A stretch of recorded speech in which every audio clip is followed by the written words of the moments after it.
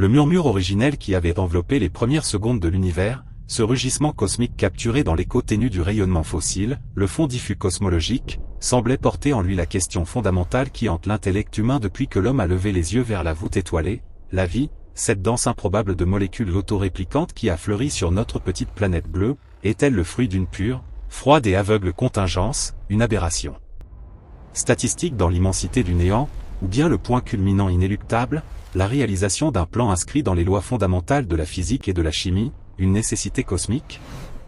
Pour aborder cette dichotomie vertigineuse, il faut plonger dans les profondeurs de la biogenèse, explorer les silences des galaxies lointaines, et décortiquer les équations qui régissent la complexité émergente. L'hypothèse de la contingence, le grand hasard, repose sur un socle solide, la mécanique quantique et l'entropie. Si l'on considère le vide quantique, cet espace qui n'est jamais vraiment vide, il est en réalité un bouillonnement perpétuel de paires particules-antiparticules virtuelles qui apparaissent et disparaissent dans des laps de temps incroyablement courts, régis par le principe d'incertitude de Heisenberg, où la variation d'énergie multipliée par la variation de temps est supérieure ou égale à la constante de Planck divisée par 2. Dans ce cadre probabiliste, toute configuration, même la plus improbable, a une chance non nulle de se produire. L'apparition spontanée des premières briques élémentaires de la vie, les acides aminés, les bases azotées pourraient n'être qu'une série de coïncidences heureuses survenues dans les conditions extrêmes des premières planètes ou même dans les nuages moléculaires interstellaires. Les expériences menées depuis Miller et Urey en 1953, reproduisant les conditions supposées de la Terre primitive, méthane, ammoniac, eau, et décharges électriques simulant la foudre, ont montré la formation spontanée de glycine, d'alanine et d'autres acides aminés, prouvant que les monomères de la vie sont chimiquement faciles à assembler. Cependant, le passage des monomères aux polymères, et surtout l'émergence d'une structure capable d'autocatalyse et d'hérédité, reste un saut gigantesque, souvent appelé le « gouffre de la complexité ». Pour que la vie apparaisse, il faut une accumulation stupéfiante de coïncidences. Il faut que la bonne quantité d'eau liquide soit présente, à la bonne température, que des éléments lourds comme le carbone, l'oxygène, l'azote et le phosphore, forgés dans les cœurs mourants des étoiles de première génération, aient été dispersés dans le disque protoplanétaire pour former des planètes telluriques. Et il faut, une fois les briques là, qu'elles s'assemblent dans le bon ordre. Prenons l'exemple de l'ADN, cette double hélice majestueuse. Il faut que les désoxyriboses se lient au groupe phosphate, formant un squelette, et que les bases adénine, guanine, cytosine, thymine s'orientent correctement pour permettre l'appariement spécifique, dicté par la complémentarité des liaisons hydrogène, 2 pour AT, 3 pour GC. La probabilité qu'une séquence spécifique, codant pour une protéine fonctionnelle simple, se forme aléatoirement est si faible qu'elle défie l'entendement, même sur des échelles de temps astronomiques. Si l'on considère un brin d'ADN de seulement 100 paires de bases, le nombre de séquences possibles est de 4 à la puissance 100, un nombre si colossal qu'il dépasse largement le nombre d'atomes dans l'univers observable, estimé à environ 10 à la puissance 80. Cette argumentation, souvent invoquée par les tenants du dessin intelligent, met en lumière la puissance statistique du hasard lorsqu'il est confronté à une complexité ordonnée. Néanmoins, le hasard n'est pas nécessairement le seul acteur. L'hypothèse du déterminisme, ou du plan, suggère que les lois fondamentales de la nature orientent intrinsèquement la matière vers des états de plus grande complexité et d'auto-organisation. C'est l'idée que l'univers, régi par des constantes physiques fines ajustées, est intrinsèquement prédisposé à produire la vie. Le concept des constantes fondamentales, telles que la force de gravitation, la charge de l'électron, ou la force nucléaire forte, est ici central. Si la force nucléaire forte était légèrement plus faible, le deutérium ne pourrait pas exister, et la fusion stellaire s'arrêterait, empêchant la création des éléments lourds essentiels. Si elle était légèrement plus forte, l'hydrogène ne pourrait pas exister, car il fusionnerait trop rapidement. Ces ajustements fins, souvent quantifiés par des marges d'erreur incroyablement étroites par exemple, si la constante cosmologique était supérieure d'un 100 millième à sa valeur actuelle, l'univers se serait dilaté trop rapidement pour permettre la formation de galaxies suggère une orchestration. Le principe anthropique, dans sa forme faible, reconnaît simplement que nous observons un univers qui permet la vie parce que si ce n'était pas le cas, nous ne serions pas là pour l'observer. Mais le principe anthropique fort pousse l'idée plus loin, l'univers doit produire la vie. Cette perspective trouve un écho dans la thermodynamique et l'auto-organisation. Les systèmes loin de l'équilibre, soumis à un flux constant d'énergie, ont une propension naturelle à développer des structures dissipatives complexes pour mieux gérer et disperser cette énergie, une idée popularisée par Ilya Prigogine. La vie, dans cette optique, n'est pas un miracle, mais une conséquence inéluctable de la dissipation maximale de l'énergie solaire sur Terre. La biogenèse elle-même pourrait être moins aléatoire qu'on ne le pense si l'on considère les environnements plausibles. Les hypothèses se concentrent sur des environnements riches en gradients énergétiques et en surface catalytique. L'hypothèse des évents hydrothermaux sous-marins, riches en gradients de pH et en minéraux ferreux ou sulfurés servant de catalyseurs, offre un lieu stable, protégé des rayonnements UV destructeurs qui balayaient la jeune Terre. Des études récentes, notamment celles menées autour des fumeurs noirs alcalins, suggèrent que les structures minérales poreuses, ressemblant à des cellules primitives, pourraient avoir concentré les molécules organiques et facilité les réactions de polymérisation et de compartimentalisation, étape cruciale pour passer de la chimie prébiotique à la biologie. Le véritable tournant, si l'on suit la logique évolutionniste, n'est pas l'apparition de l'ADN, mais celle du monde ARN. L'ARN, l'acide ribonucléique, est chimiquement plus simple que l'ADN et peut, contrairement à l'ADN, jouer à la fois le rôle de support d'information et de catalyseur enzymatique, les fameuses ribozymes. La découverte des ribozymes a été fondamentale car elle a résolu le dilemme de l'œuf et de la poule biologique. Qu'est-ce qui est apparu en premier, l'information, ADN, ou la fonction, protéine? L'ARN pouvait être les deux. Le monde ARN suggère une transition plus graduelle, où des séquences d'ARN capables de se répliquer, même imparfaitement, ont commencé à être sélectionnées par leur environnement, poussant l'évolution vers la complexité de manière darwinienne dès le niveau moléculaire. Ce processus, bien que nécessitant une série d'étapes chimiques spécifiques, est gouverné par des lois de sélection, non par le hasard pur, mais par la sélection de la meilleure capacité à persister dans un environnement donné. Poussons l'analyse vers l'exobiologie, car la question du plan ou du hasard ne peut être tranchée sans savoir si la vie est un phénomène terrestre unique ou cosmique. La découverte des exoplanètes a transformé notre perspective. Il y a 20 ans, nous n'avions que des spéculations. Aujourd'hui, grâce à des missions comme Kepler et TESS, nous savons que les planètes sont la norme, pas l'exception. La base de données des exoplanètes compte désormais des milliers de candidats confirmés. Des estimations récentes, basées sur les taux de transit détectés par Kepler, suggèrent qu'il pourrait y avoir des dizaines de milliards de planètes de la taille de la Terre dans la seule Voie lactée, dont une fraction significative pourrait résider dans la zone habitable de leur étoile, la zone où l'eau liquide peut exister en surface. Si l'on applique l'équation de Drake, même avec des estimations très conservatrices pour les facteurs de probabilité de formation planétaire, de présence d'eau, et d'abiogenèse, le nombre estimé de civilisations technologiques actives dans notre galaxie reste souvent supérieur à 0. La tendance actuelle penche vers l'abondance planétaire. Si l'abiogenèse est un processus rare, alors la vie devrait être rare.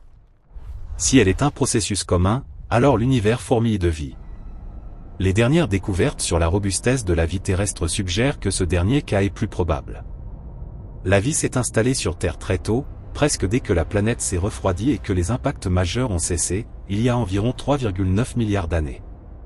Cela suggère que lorsque les conditions sont réunies, la transition vers la vie n'est pas excessivement lente, favorisant l'hypothèse de la nécessité plutôt que celle de la contingence extrême. Considérons maintenant les extrémophiles terrestres.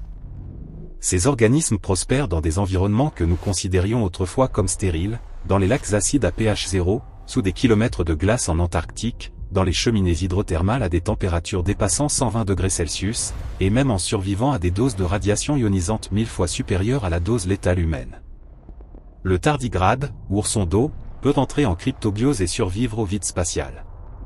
Cette résilience biologique suggère que la vie est chimiquement tenace, qu'elle exploite toutes les niches énergétiques disponibles. Si la vie peut persister dans des conditions si extrêmes sur Terre, il est hautement probable qu'elle ait pu émerger sur des mondes très différents du nôtre, comme les lunes glacées d'Europe ou d'Encelade, ou des océans souterrains chauffés par des forces de marée volcaniques offrent des gradients chimiques pour la vie microbienne. Revenons au déterminisme. Certains physiciens explorent l'idée que la complexité n'est pas un accident mais une propriété émergente de l'information traitée. Le concept de complexité de Kolmogorov, bien que difficile à appliquer directement au système physique, mesure la longueur du programme le plus court nécessaire pour décrire un objet. Un système aléatoire pur a une complexité maximale, car la meilleure description est de simplement énumérer toutes ses parties. Un système hautement ordonné, comme un cristal parfait, a une faible complexité descriptive. La vie se situe dans un espace intermédiaire, elle est ordonnée mais capable de complexité algorithmique. Elle est capable de stocker et de manipuler de l'information de manière autoréférentielle. Le travail de chercheurs comme Éric Chesson sur le flux d'énergie montre que l'évolution ne va pas nécessairement vers une complexité structurelle accrue, mais vers une complexité dissipative. Accrue, c'est-à-dire une meilleure capacité à capter, transformer et rayonner de l'énergie. Les premières bactéries métabolisaient l'énergie de manière relativement lente. Les organismes multicellulaires, les mammifères, et finalement le cerveau humain, représentent des structures qui augmentent exponentiellement le taux de flux d'énergie par unité de masse. Si l'univers est régi par des lois favorisant la dissipation maximale, alors l'émergence de structures dissipatives complexes comme la vie et la conscience pourrait être une voie privilégiée. Cependant, cette vision déterministe se heurte au problème de la sélectivité des informations génétiques. Même si la biogenèse est facile, comment le bon brin d'ARN ou d'ADN a-t-il pu être sélectionné? Le hasard intervient encore dans les mutations, les erreurs de copie qui sont la matière première de la sélection naturelle. Si l'on considère l'évolution moléculaire, il existe un équilibre délicat entre la stabilité nécessaire pour préserver l'information et la variabilité nécessaire pour permettre l'adaptation. Si les taux de mutation sont trop faibles, l'évolution stagne face à un changement environnemental. S'ils sont trop élevés, l'information génétique est rapidement détruite par la charge mutagène, un phénomène appelé extinction par la mutagénèse. L'existence de systèmes de réparation de l'ADN, des mécanismes biochimiques incroyablement sophistiqués impliquant des enzymes comme les polymérases et les ligases, qui corrigent les erreurs avec une précision stupéfiante, souvent une erreur pour 100 millions de paires de bases copiées, témoignent d'une pression sélective énorme pour maintenir l'intégrité de l'information, suggérant que la survie de l'information elle-même est critique, un argument en faveur d'un impératif biologique sous-jacent. Considérons maintenant l'intelligence et la conscience, le sommet le plus mystérieux de cette histoire. Est-ce que le cerveau humain, avec ses 80 milliards de neurones formant des trillions de connexions synaptiques, est une autre coïncidence statistique monumentale, ou est-il le produit attendu d'un processus évolutif général vers le traitement de l'information? Les neurosciences cognitives montrent que le cerveau est une machine prédictive.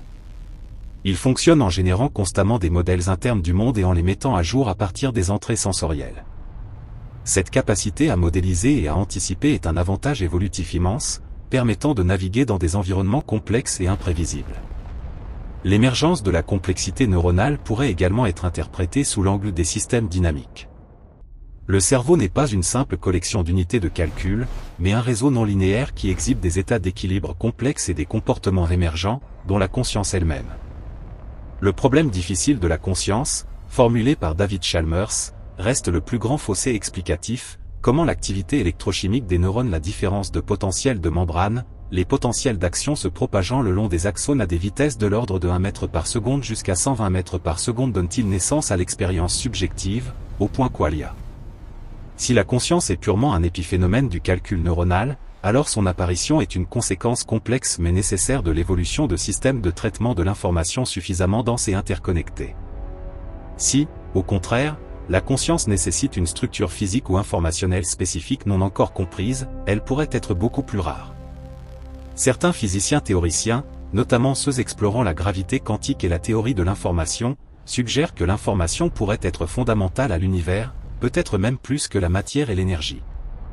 Le principe holographique, découlant des travaux sur les trous noirs par Stephen Hawking et Jacob Bekenstein, suggère que l'information contenue dans un volume d'espace peut être entièrement décrite par les informations sur sa limite, sa surface. Si l'information est la monnaie de l'univers, alors la vie, en tant que système auto-réplicatif et auto-organisant capable de stocker et de traiter l'information, est une manifestation de la tendance de l'univers à structurer l'information de manière complexe. C'est une perspective qui penche fortement vers le déterminisme. Pour tester l'idée du « plan », nous devons regarder les limites de la physique. La physique actuelle est incroyablement élégante et mathématiquement cohérente. Les lois qui régissent les interactions fondamentales électromagnétisme, force nucléaire faible et forte, gravitation sont les mêmes partout où nous pouvons pointer nos télescopes. Cette universalité suggère une structure sous-jacente qui n'est pas arbitraire. Cependant, la physique ne nous dit pas point pourquoi. Ces lois sont celles-là et pas d'autres. C'est le domaine de la théorie des cordes ou de la théorie M, qui postule l'existence de dimensions spatiales supplémentaires compactifiées, dont la géométrie exacte déterminerait les constantes fondamentales que nous observons. Si un jour une théorie unifiée parvenait à démontrer qu'une seule structure mathématique cohérente est possible, cela plaiderait puissamment en faveur d'un déterminisme cosmique, où la vie n'est qu'une des solutions possibles, mais inévitable, à cette structure. Inversement, si nous adoptons la théorie du multivers, issue de certaines interprétations de l'inflation cosmologique éternelle ou de la théorie des cordes, l'ajustement fin des constantes devient simplement un effet de sélection dans un ensemble infini de réalités. Dans cet immense paysage de possibilités, il y a nécessairement des univers avec des lois légèrement différentes, des univers stériles, et, par nécessité statistique, des univers comme le nôtre où les lois permettent l'émergence des étoiles, de la chimie complexe, et finalement, de la vie. Dans ce scénario, la vie est le résultat d'un hasard colossal, mais un hasard garanti par l'infinité des essais. L'observateur se trouve dans l'univers où les conditions sont réunies, ce qui rend notre existence non pas planifiée, mais point autorisée. Par la multitude des possibilités. Le débat se cristallise souvent autour de la notion de complexité irréductible, popularisée par l'argument du « piège à souris moléculaire ».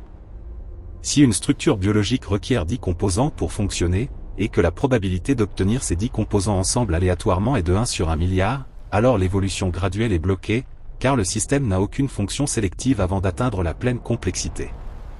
Les défenseurs du hasard répondent par des mécanismes de cooption et de coévolution, les composants existaient déjà pour d'autres fonctions. Par exemple, les protéines impliquées dans la réplication de l'ADN aujourd'hui ont des ancêtres qui étaient de simples catalyseurs pour d'autres réactions métaboliques dans le monde ARN. Il n'y a pas eu de saut unique vers un système complet, mais une série d'étapes imparfaites, chacune conférant un avantage sélectif, même minime. L'analyse des génomes modernes révèle des traces fossiles de cette histoire.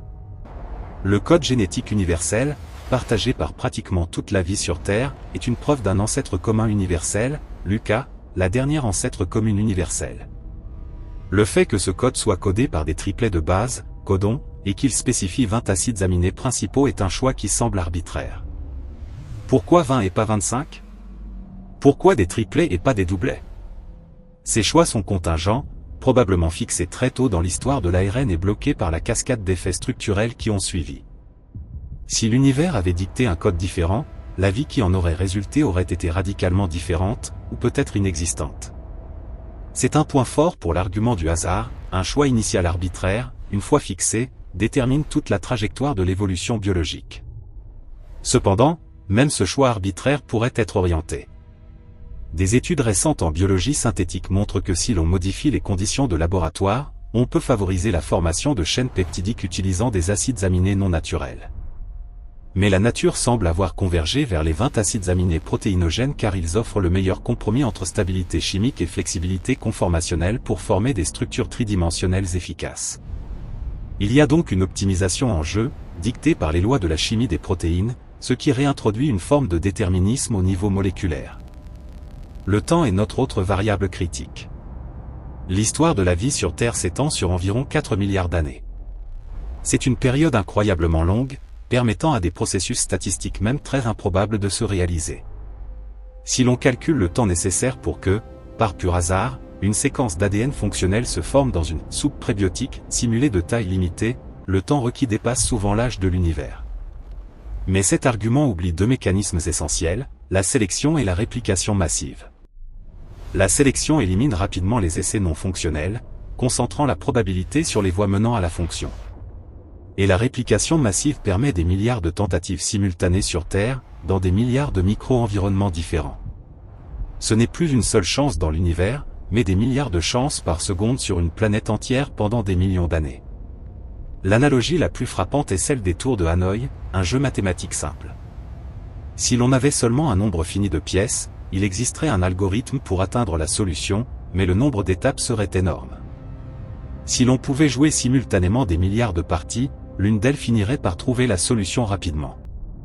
La sélection naturelle est cet algorithme universel qui fait converger des systèmes chaotiques vers des solutions fonctionnelles en explorant l'espace des possibilités de manière directionnelle. Pour complexifier davantage le tableau, examinons la physique de l'information et la gravité. La relativité générale d'Einstein décrit l'espace-temps comme une structure dynamique. Le fait que l'univers soit courbe et que cette courbure soit gouvernée par la distribution de la masse et de l'énergie est un déterminisme structurel. Les étoiles se forment, fusionnent les éléments jusqu'au fer, puis explosent en supernova, dispersant ces éléments. Ces éléments forment ensuite de nouvelles générations d'étoiles et de planètes. C'est un cycle cosmique prédictible. L'existence de cycles macroscopiques et prévisibles dans la formation des systèmes planétaires suggère que les étapes menant à la vie sur une planète donnée sont des événements attendus dans le cycle de vie d'une galaxie bien formée. L'émergence des planètes rocheuses dans la zone habitable, où les conditions sont douces, n'est pas un accident unique, mais un sous-produit régulier de l'évolution stellaire. Le grand mystère reste la transition de la chimie à la biologie. La recherche actuelle se penche sur les polymères d'acides aminés sous forme de peptides, et leur capacité à former des structures protocellulaires appelées coacerva ou microgouttelettes lipidiques, qui peuvent isoler des réactions chimiques de leur environnement. Des expériences montrent que ces membranes lipidiques primitives peuvent capturer des ARN ou des protéines, et sous certaines conditions, même se diviser ou fusionner. C'est une physique des matériaux qui semble favoriser l'encapsulation. Dans un environnement aqueux, les molécules amphiphiles ont une énergie libre favorable à la formation de bicouches, une organisation spontanée dictée par la répulsion de l'eau. Encore une fois, ce n'est pas un hasard, mais une conséquence thermodynamique de l'interaction entre l'eau et les molécules organiques. Si l'on considère la symétrie et l'asymétrie chirale. Les molécules biologiques sont presque exclusivement chirales, c'est-à-dire qu'elles existent sous deux formes images l'une de l'autre dans un miroir, comme nos mains. Les acides aminés naturels sont presque tous L-formes, tandis que les sucres dans l'ADN ARN sont presque tous D-formes. La chimie prébiotique produit des mélanges racémiques, 50% L et 50% D. Le fait que la vie ait sélectionné et amplifié une seule de ces deux possibilités est un exemple frappant de la nécessité de briser la symétrie pour établir un système fonctionnel. Des mécanismes comme l'interaction avec la lumière polarisée dans l'espace, ou l'absorption asymétrique sur des surfaces minérales spécifiques, comme la calcite, ont pu introduire un léger biais, favorisant un énantiomère. Une fois ce biais établi, la sélection naturelle, agissant sur des systèmes réplicatifs, l'aurait amplifié jusqu'à l'homochiralité presque parfaite que nous observons. C'est un événement contingent qui devient structurellement déterminé par les lois de la réplication. Pour maximiser la longueur et la profondeur de cette exploration, il faut intégrer la perspective des systèmes complexes. La vie est un système complexe adaptatif. Ces systèmes présentent des propriétés émergentes imprévisibles à partir de la connaissance de leurs composants individuels. L'émergence n'est pas magique, elle est le résultat d'interactions locales simples qui, lorsqu'elles sont multipliées par des milliards, produisent des phénomènes de haut niveau. L'intelligence, la culture, la civilisation technologique, tout cela pourrait être vu comme des niveaux d'organisation émergents qui étaient, d'une certaine manière, dans les cartes, dès l'apparition des premières molécules capables d'autoréplication. Le concept de « paysage adaptatif » aide à visualiser cela. Imaginez une chaîne de montagnes où chaque pic représente un état biologique fonctionnel et stable. L'évolution ne se déplace pas au hasard sur cette carte, mais monte les pentes, cherchant des sommets locaux. La vie est le processus qui trouve ces sommets. Si le paysage est parsemé de nombreux sommets atteignables, alors la vie est un résultat probable. Si le seul sommet est extrêmement haut et entouré de vallées profondes, représentant des gouffres d'extinction ou d'impossibilité chimique, alors la vie est un coup de chance cosmique. Les données suggèrent que notre paysage adaptatif est rempli de sommets. Finalement, la véritable tension philosophique réside dans notre incapacité à observer la genèse de la vie dans un autre environnement. Nous n'avons que l'exemple terrestre. Si nous découvrons la vie sur Mars, ou si des sondes trouvent des signes de métabolisme sur Europe, cela renforcerait massivement l'hypothèse du déterminisme, suggérant que la vie est un phénomène universel, une conséquence inévitable de la chimie sous des conditions spécifiques. Si, après des décennies de recherche dans des milliers de systèmes stellaires, nous restons l'unique île de vie connue, alors l'argument de la contingence improbable reviendrait avec force, suggérant que la chaîne des événements terrestres, de l'impact géant qui a formé la Lune à la séquence exacte des mutations génétiques, était si spécifique qu'elle ne se reproduira jamais. Les projets actuels de recherche de biosignatures sur les lunes de Jupiter et Saturne, ainsi que l'analyse spectroscopique des atmosphères d'exoplanètes par le télescope spatial James Webb, qui cherche des déséquilibres chimiques significatifs, comme la présence simultanée d'oxygène et de méthane, produits incompatibles en absence de processus biologiques, sont nos tentatives les plus sérieuses pour trancher. Si Webb détecte une atmosphère riche en gaz impliquant une thermodynamique non locale, c'est-à-dire des gaz qui ne devraient pas coexister en équilibre chimique sans une source active de production biologique, cela serait la preuve la plus accablante que la vie est une voie naturelle, un produit quasi déterministe de l'évolution chimique stellaire. En conclusion de cette vaste revue, la science actuelle ne fournit pas de réponse définitive, mais elle déplace l'équilibre. L'argument du hasard, contingence pure, est minée par la robustesse de la chimie prébiotique et la simplicité de l'apparition des monomères. L'argument du plan, déterminisme absolu, est contredit par la nature stochastique de la mutation génétique et la nécessité d'une rupture de symétrie initiale. Il semble que la réalité se situe dans une zone médiane fascinante, la vie est le résultat d'un cadre physique et chimique hautement contraint et optimisé, le plan, qui fournit le plateau d'atterrissage pour des événements chimiques spécifiques, le hasard, qui, une fois sélectionné par des lois de la physique et de la thermodynamique, la nécessité, mène à l'auto-organisation complexe et auto-entretenue que nous appelons vie. Ce n'est pas un hasard total, mais un hasard point orienté. Par les lois fondamentales de l'univers, qui semblent avoir une affinité particulière pour la complexité dissipatrice et l'information. La nature semble préférer l'ordre à partir du chaos, pourvu qu'elle ait l'énergie et le temps nécessaires pour y parvenir. La plus grande histoire de l'univers n'est peut-être pas celle d'un créateur ou d'un hasard aveugle, mais celle d'une nécessité mathématique qui s'est exprimée à travers une séquence d'étapes chimiques historiquement contingentes.